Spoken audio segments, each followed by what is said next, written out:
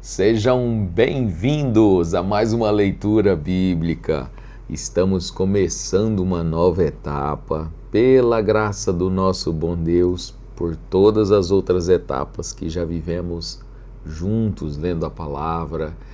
Estávamos no Velho Testamento. Antes de estar no Velho Testamento, nós já lemos no Novo Testamento todas as cartas de Paulo. E, de Paulo, nós passamos para as demais cartas, João, Pedro, Judas, etc. Mas agora voltamos para o Novo Testamento e, se nosso bom Deus confirmar, vamos continuar lendo agora os Evangelhos, como está aí nessa maravilhosa entrada que tem o crédito do irmão Wanderson Luciano, irmão Andinho, e ficou tão diferente, boa, agradável, fiquei achando muito bom e satisfeito, por termos pessoas tão especiais de elaborar essa abertura, e vocês vão ver o final também com o hino Apenas, ó Jesus, mencionar teu nome. Porque os evangelhos vão falar da história de Jesus Cristo, que é o centro das Escrituras, o ponto alto na nossa fé e na nossa vida também. E se Deus permitir, a partir de hoje começamos lendo os evangelhos. Começamos por Mateus. E aí temos alguns comentários a fazer aqui desse texto lido, do texto que será lido, melhor dizendo. Começamos logo no primeiro capítulo com uma genealogia, a genealogia de Cristo. E alguns comentários para fazer dentro desse texto aqui. Então, se Deus permitir, vamos ocupar algum tempo, alguns meses, acredito que alguns meses entrando aí para o próximo ano, alguns meses lendo as genealogias, ou melhor, lendo os evangelhos, os 4 evangelhos. E acredito que será uma grande bênção para nós. A nossa leitura é sequencial, é sistemática, todos os dias nós continuamos de onde a gente para. E vamos ver aqui no ministério de Jesus Cristo muitas coisas que vão contribuir para a nossa vida em conhecermos a Jesus. Vou fazer uns comentários depois a respeito, mas te convido para ler conosco a partir de hoje o primeiro verso, capítulo 1, primeiro verso, até o verso 17, a leitura de hoje, para fazermos assim, começar e fechar esse trecho, que é a genealogia de Jesus por meio de Salomão e por meio de José, seu pai de criação. É assim que está escrito no subtítulo da minha Bíblia. Vamos lá? Livro da geração de Jesus Cristo, filho de Davi, filho de Abraão. Abraão gerou a Isaque, e Isaque gerou a Jacó, e Jacó gerou a Judá, e a Judá seus irmãos. E Judá gerou, Jacó gerou a Judá e a seus irmãos, melhor dizendo. Verso 3, e Judá gerou de Tamar a Pérez e a Zerá. E Pérez gerou a Esrom, e Esrom gerou a Arão. E Arão gerou a Aminadab, e Aminadab gerou a Naasson, e Naasson gerou a Salmão. E Salmão gerou de Raabe a Boaz, e Boaz gerou de Rute a Obed. E Obed gerou a Jessé, e Jessé gerou ao rei Davi. E o rei Davi gerou a Salomão, da que foi mulher de Urias. E Salomão gerou a Roboão, e Roboão gerou a Abias, e Abias gerou a Asa, e a Asas gerou a Josafá, e Josafá gerou a Jorão, e Jorão gerou a Uzias. E Uzias gerou a Jotão, e Jotão gerou a Acás, e Acás gerou a Ezequias. E Ezequias gerou a Manassés, e Manassés gerou a Amon, e Amon gerou a Josias. E Josias gerou a Jeconias e a seus irmãos na deportação para a Babilônia. E depois da deportação para a Babilônia, Jeconias gerou a Salatiel, e Salatiel gerou a Zorobabel, e Zerobabel gerou a Abiúde, e Abiúde gerou Eliaquim, e Eliaquim gerou a Azor, e Azor gerou a Sadoc, e Sadoc gerou a Aquim, e Aquim gerou a Eliúde, e Eliúde gerou a Eleazar, e Eleazar gerou a Matã, e Matã gerou a Jacó. E Jacó gerou a José, marido de Maria, da qual nasceu Jesus, que se chama o Cristo. De sorte que todas as gerações, desde Abraão até Davi, são 14 gerações. E desde Davi até a deportação para a Babilônia, 14 gerações. E desde a deportação para a Babilônia até Cristo, 14 gerações. Vamos parar nossa leitura por hoje e fazer alguns comentários. Algumas pessoas, lendo de maneira muito rápida, podem achar que está cansativo e até enfadonho ler a Bíblia, ler genealogias, onde um gera outro, que gera um outro, que gera um outro. E os livros do Velho Testamento têm muitas genealogias.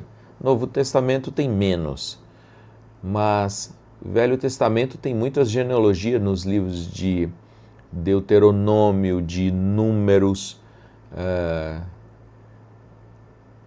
Levítico tem menos, mas normalmente é Deuteronômio e Levíticos. Ou melhor, Números e Levíticos. Deuteronômio tem um pouco também. Mas eu não quero que você se canse com genealogias. Vamos ver umas coisas interessantes. Dentro dos 4 evangelhos que nós estamos propondo ler aqui na nossa leitura todos os dias, a leitura da Bíblia te ajuda no seu devocional, o seu cultinho diário de ler a Bíblia todos os dias, ou antes de ir para o trabalho, ou durante o dia, à volta do dia, ou no final do dia, como alguns assistem, participam. Mas a leitura faz parte do segredo que o irmão Brana disse para nós, que a leitura da Bíblia, o cristão lê a sua Bíblia todos os dias, ele diz na mensagem Comunhão. Então, a nossa leitura aqui, ela te ajuda nisto. Ela te ajuda a ler a Bíblia todos os dias. E a gente compartilha alguns momentos de história, de geografia, de comentário. Mas, irmãos, preste bem atenção. O nosso objetivo não é fazer uma biografia de Jesus, pois nem a Bíblia fez uma biografia de Jesus. A biografia é a história da vida de uma pessoa. É chamado de biografia. Bio é vida e grafia vem de escrita, escrita de sua vida.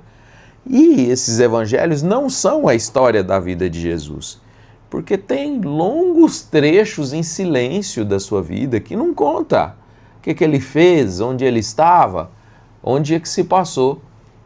A Bíblia fala do seu nascimento, depois Jesus aparece por volta de 12 anos lá no templo, depois normalmente a Bíblia se cala e ele volta a aparecer já no seu ministério aos 30 anos de idade.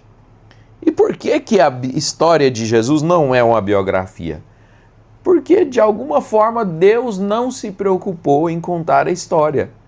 A biografia, a história da vida de Jesus, a Bíblia deixou registrado para nós o que caracterizou Jesus Cristo como o Filho de Deus. Então, é menos prioridade para a história de Jesus e mais prioridade para quem Jesus Cristo é. Aqui temos uma grande diferença. Nós não vamos saber toda a história de Jesus. Vamos saber o começo, o seu nascimento, que é muito importante, rapidamente passando na sua adolescência e na sua juventude, mas contando o final da sua vida até a sua morte e depois disso. Pois bem, então não nos preocupemos em formar uma linha de onde Jesus veio, o que ele fez e até onde ele chegou. Não nos preocupemos com isso. Basta a gente conhecer a Jesus, o Filho de Deus, como o nosso Salvador pessoal, individual para cada pessoa. Basta a gente ver nos evangelhos, a gente ver nos milagres, nas suas palavras, nos seus sermões, qual a essência e conhecermos a Cristo.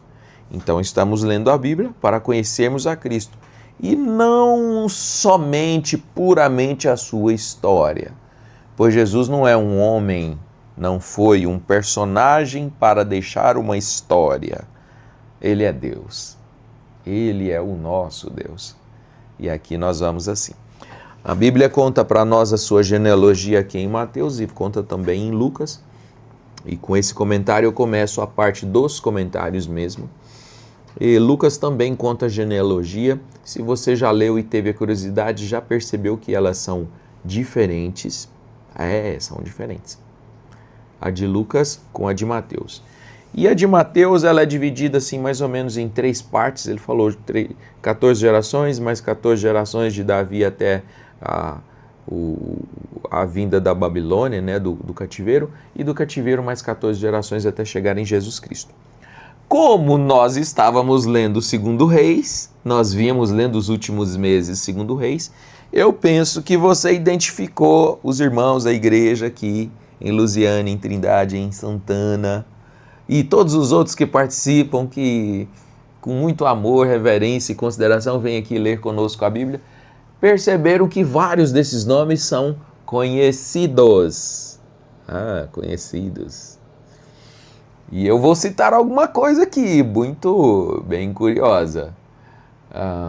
A genealogia de Mateus, ela começa aqui em Abraão, no verso 2, começa do pai Abraão, pai dos hebreus, né? Hebreus quer dizer os descendentes de Éber, que foi um antecedente de Abraão. Mas a história aqui começa com Abraão e chega até José, marido de Maria.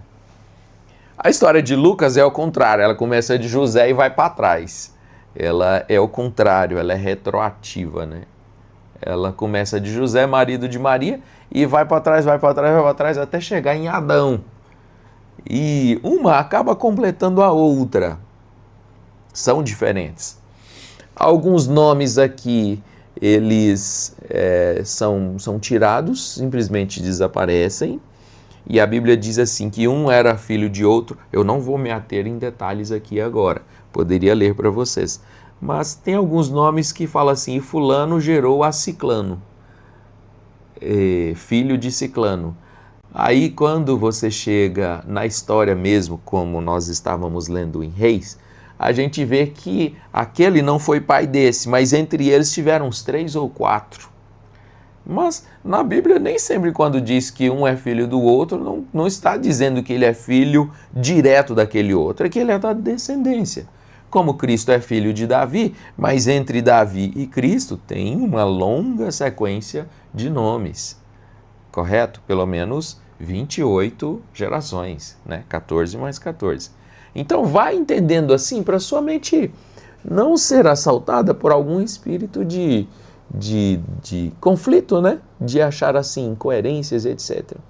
Vou falar um detalhe aqui curioso. Nós lemos aqui a respeito de Davi, quando lemos Reis. Nós lemos aqui Salomão, daqui foi mulher de Urias. E é curioso que Mateus inclui nomes femininos. E normalmente as genealogias não incluíam nomes femininos. Nem Lucas inclui e nem o Velho Testamento, em nenhum lugar. É só os nomes dos homens. Sociedade patriarcal, né? Mas é curioso que Mateus, sendo um judeu, escreveu o nome de algumas mulheres aqui. Então ele diz assim que Davi gerou a Salomão, da que foi mulher de Urias, que nós sabemos que foi Betseba. Pois bem, aí nós vemos aqui os outros nomes. Roboão, nós lemos sobre Abias, Asa, Josafá. Lembra que Josafá foi um grande homem de Deus? Nós lemos recentemente.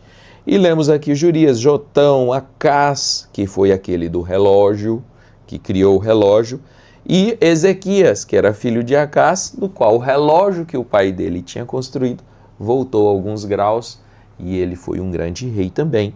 E aí a Bíblia chega até falar de Manassés e Amon, que foram reis maus, lemos isso recentemente. E aí chega no verso 11, e Amon gerou a Josias, e Josias gerou a Jeconias. Se atente aqui para um detalhe interessante, que quando nós lemos, nós falamos do rei Joaquim, e ele foi um mau rei. E ele era reconhecido, chamado por Jeconias. Eu disse isso para vocês quando estávamos lendo. E Jeconias, em outro livro, em Crônicas, é chamado apenas de Conias. 3 nomes para um rei apenas, um só homem. Pois bem, Jeremias, isso eu li no verso 11, e Josias gerou a Jeconias e a seus irmãos na deportação para a Babilônia. Esse é o verso 11. Mas deixa eu fazer referência aqui a Jeremias 22. Quer ver? Jeremias 22.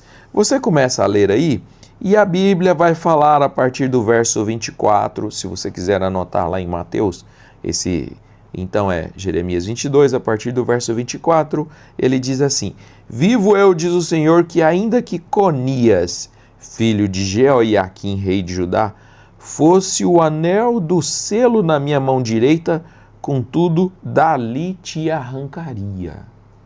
O que ele está falando de Conias, ou de Jeconias, ou de Joaquim? Ele está, de uma certa forma, amaldiçoando aquele rei. E ele fora um rei mau. Aí você lê o verso 25, 26, e lançar-te-ei, e a tua mãe que te deu a luz para uma terra estranha, e tal, e tal. Quando chegamos no verso 30, diz assim: Assim diz o Senhor, escrevei que este homem está privado de filhos. Quem este homem?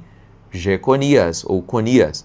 Está privado de filhos, homem que não prosperará nos seus dias, porque nenhum da sua geração prosperará para se assentar no trono de Davi e reinar ainda em Judá. Jeconias. Mas espera aí. Vamos pensar uma coisa.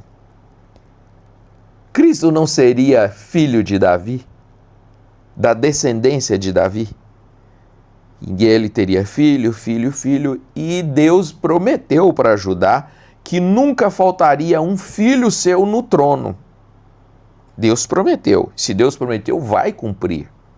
Agora tem uma profecia em Jeremias que diz que ninguém da sequência dos filhos da descendência de Jeconias vai sentar no trono. Então parece que entrou um conflito aqui. Porque Deus tinha prometido para Davi, mas agora para Jeremias ele disse que nenhum vai sentar. Vou ler de novo. Assim diz o Senhor, escrevei o que este homem está privado de filhos, não prosperará em seus dias, porque nenhum de sua geração prosperará para se assentar no trono de Davi. Mas então quer dizer que acabou em Conias, em Jeconias? Mas e Cristo? Cristo não deveria ser da descendência dele? Pois bem, agora chegamos na leitura de Mateus. E Mateus diz no verso 11 que Josias gerou a Jeconias e seus irmãos, e depois da deportação da Babilônia, Jeconias gerou a Salatiel. Epa, mas então Jeconias teve um filho, e de Jeconias foi para Salatiel, e Salatiel Zorobabel, e Zorobabel foi quem um dos que ajudou na restauração, né, de Jerusalém e tal, até que chegou em Jacó, de Jacó gerou a José, marido de Maria. Você prestou atenção que realmente as duas profecias se cumpriram? A que disse que teria um rei da descendência de Davi e a que disse que não teria. Aconteceu exatamente as duas profecias, por mais conflitantes que elas fossem, mas as duas se cumpriram.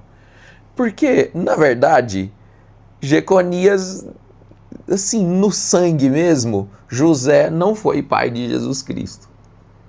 Ele foi uma espécie de cuidador, padrasto de Jesus Cristo, porque o Espírito Santo fez sombra sobre Maria, veio direto dos céus, cobriu Maria e ela teve um filho. Então não veio de José. Consegue ver isso, gente? Eu acho isso tão maravilhoso, porque a gente dá um gosto na boca o quanto a palavra é perfeita, ela é coerente, ela se cumpre.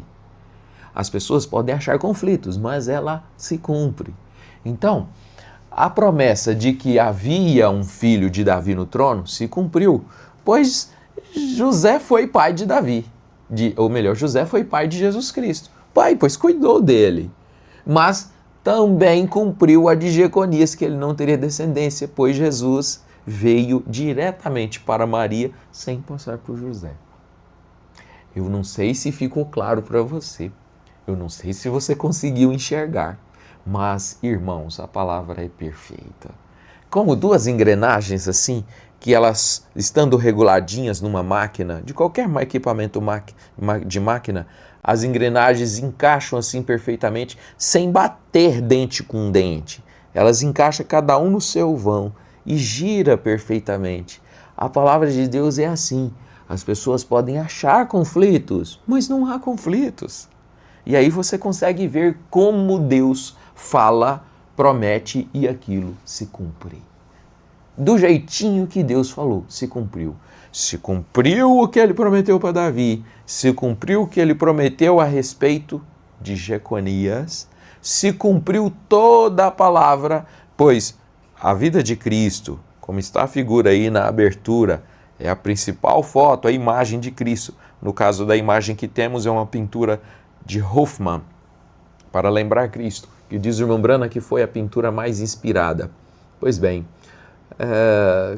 Cristo é o centro da palavra toda. A Bíblia, no Velho Testamento, sempre apontou para Cristo que viria, para Jesus Cristo. E passado Jesus Cristo, que foi um profeta para os judeus, dos judeus e para os judeus, passado eles, todas as cartas, Paulo, que não falou com os judeus, Paulo não pregou os judeus, Paulo pregou os gentios, ainda que tivesse judeus no meio do seu auditório, mas o seu ministério foi aos gentios. E todos os ministérios, tanto de Paulo, todas as cartas, Judas, João e Pedro, apontavam para trás. No Velho Testamento, apontando para frente. Novo Testamento, apontando para trás. Todos concentrados em Cristo. Por isso, Cristo é o centro da Bíblia. Jesus Cristo é o centro da palavra. Nele está a nossa razão, nele está a nossa vida, nele está a nossa redenção, nossa salvação. Então, eu sei que nós vamos desfrutar muito, regozijar muito, lendo os evangelhos. E eu falo para vocês, eu sou apaixonado em estudar, em ler e ver essas coisinhas assim que nos dá cada dia mais regozijo, que Jesus Cristo é o mesmo ontem, hoje, eternamente, que Ele trabalha para o seu povo, que Ele cuida de nós, que Ele cuida das nossas necessidades, pois Ele tem o plano perfeito. Lá, quantas centenas de anos antes de Jesus Cristo vir, Ele sabia tudo o que estava acontecendo, como se estivesse num tabuleiro na mão dele, assim, ó, sabendo, isso aqui vai para lá, isso aqui vai para cá, isso aqui, tá, e tudo acontece do jeitinho que Ele fez. Preocupa com as coisas, não. Viva, creia em Deus, trabalhe muito, confie em Deus, confie, creia, mantenha sua fé fixa no Calvário, pois no final o povo de Deus vence. Sempre vence. E vence, está vencendo e vencerá. A despeito de tudo que for contra, nós venceremos. Deus abençoe o seu coração. Deus abençoe a sua semana. E, se Deus permitir, amanhã continuamos nessa nova etapa. Fiquem aí agora com a nova abertura.